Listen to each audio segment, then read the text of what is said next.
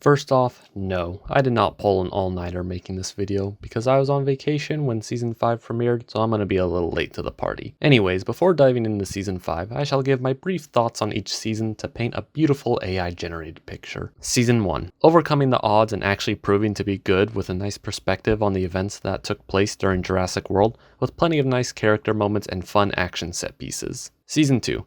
Had a strong start, but became more goofy and silly, especially with that scene. But at least the villains were motivated by something else other than money, and it wasn't completely farcical.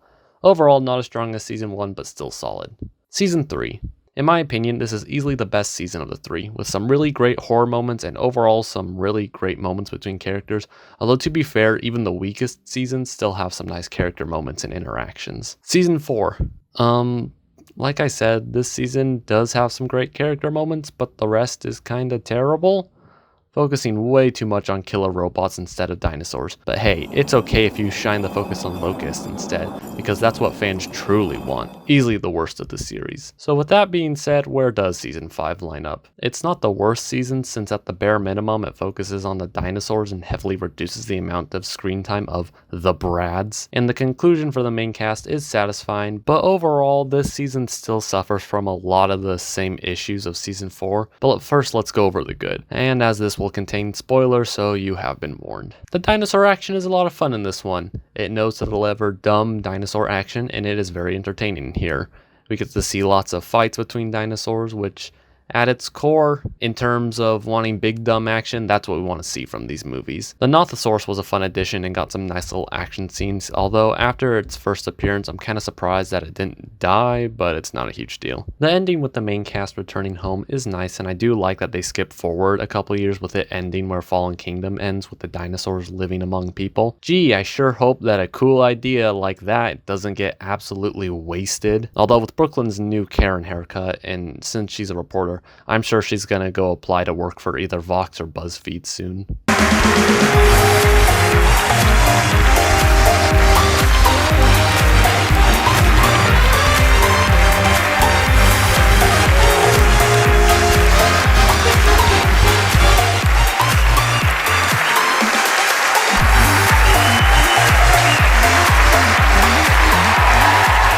The scene where Yaz was coming out to Ben as bisexual was done really well, although this is coming from a straight dude, so I don't know how accurate this is, but in my opinion, it was a well done scene. It didn't feel forced or cringy, unlike any of the major movies' attempts to force diversity down our throats, which makes it about as genuine as Companies during Pride Month. The relationship between Sammy and Yaz was also much better than that of Kenji's and Brooklyn's, maybe because it actually made sense between the two of them and didn't come out of nowhere. And out of all the popular ships, this one to me just makes the most sense, given how they were always pairing with each other and were probably the closest friend pairing of all the different combos.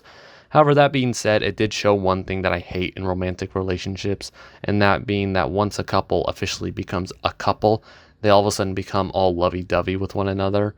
And me being the based alpha giga chad that I am, I find it absolutely cringy, no matter who it is. For me, it's pretty much the rule, and that's why I don't care for romance in my movies, because I'm a bitter, cynical fellow. Now, this is the stuff I feel neutral about, which includes the return of several characters, including Bumpy, who has a How to Train Your Dragon 2 moment with Ben as she's being mind-controlled, and it's by no means a bad scene, but I just couldn't help but compare it to the scene in How to Train Your Dragon 2, which did it a lot better, which is kind of like The Sea Beast on Netflix, which suffers from a lot of the same problems, which I give it a 5.5 for the arbitrary number rating. Darius' brother, who I do not remember the name of, Dave and Roxy, which I still don't understand why people were dying for them to come back. I mean, they weren't even in Season 1 very much, and they didn't really have that much interaction with the actual campers, but whatever, they're in here. I like the parallels between Darius and Big Edie and Kenji and Toro, where Kenji was mind-controlling Toro and forming a friendship, while Darius was more establishing an actual relationship via the communication tablet. It was subtle, and I'm glad they didn't make it super obvious, but it was still good. If I'm being honest, that's kind of it. Now let's go for those WTF moments, like a bestiality joke between Bumpy and Ben. What the fuck? Cash's death was also just kind of out of the blue, with him being killed off in episode 3. For the more logical problems or nitpicky stuff, I shall rack them off real quick. I don't like that the Dillos run with their frills open. It looks silly and would just slow them down. The series can't decide if the Spinosaurus or Giganotosaurus is the largest carnivorous dinosaur in the franchise. How did the mercenaries re-chip the Spinosaurus? Little Edie apparently has trouble fighting a Carno and Dimorphodon despite being a full-grown T-Rex that was able to give Big Edie a decent fight in Season 4.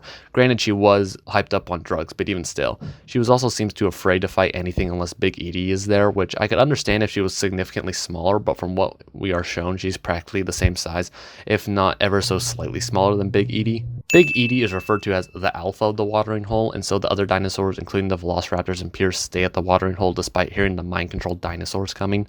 Okay, so now let's talk about the bad stuff, and just like Season 4, there's kind of a lot. So the dinosaurs will be used as bodyguards because they are the ultimate creatures to ever live and are unstoppable. Oh, come on! I've explained why dinosaurs are not very effective in a modern day scenario at great lengths in my review of the entire franchise, which you can watch here. The dinosaurs are now also controlled via video game controllers, which just looks dumb. So while I like the big dumb dinosaur fight scene at the end, the means by which it happens was incredibly stupid and contrived. And it was made even dumber when you realize this is still supposed to be canon to the movies.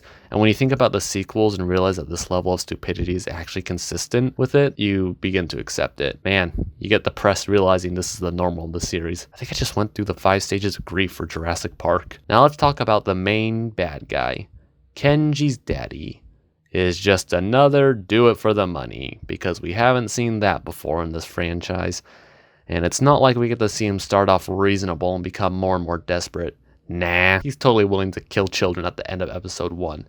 Episode 1! The kids haven't even done anything yet. In episode 1, he's like, do what I say or things may not go so well for those kids. It would be kind of cool to see him maybe care about Kenji, but he just doesn't know how to express it, or he's trying to do this for Kenji to have a stable future or anything instead of just, I want more money. I can buy that Kenji could be manipulated by his father, but I don't really buy that his friends would forgive him almost on the spot. Ben, I can see since he actually backed up his words with his actions, but all the others forgive him instantly or just one scene later after they explode at him or tell them how they really feel, even though what he did was just kind of a big deal. Similar to Season 4 where Kenji's okay with Darius after risking the life of Brooklyn in Season 3. Speaking of drama among the group, the drama among Brooklyn and Kenji didn't really invoke anything from me considering the relationship came out of nowhere. Overall, the story felt like it was way overdrawn and could have been shortened down an episode or two. Season 5, while it may have been a decent ending for the series, the sheer amount of cliches and ridiculous insanity in a series that started off more grounded relatively has just kind of gone off its rocker. Whatever it is, it's still a better conclusion than Dominion, and overall, I still recommend this series as a whole. Well, that's all I need to talk about in regards for this season. What about the T-Rex versus Spino rematch? Where'd he go?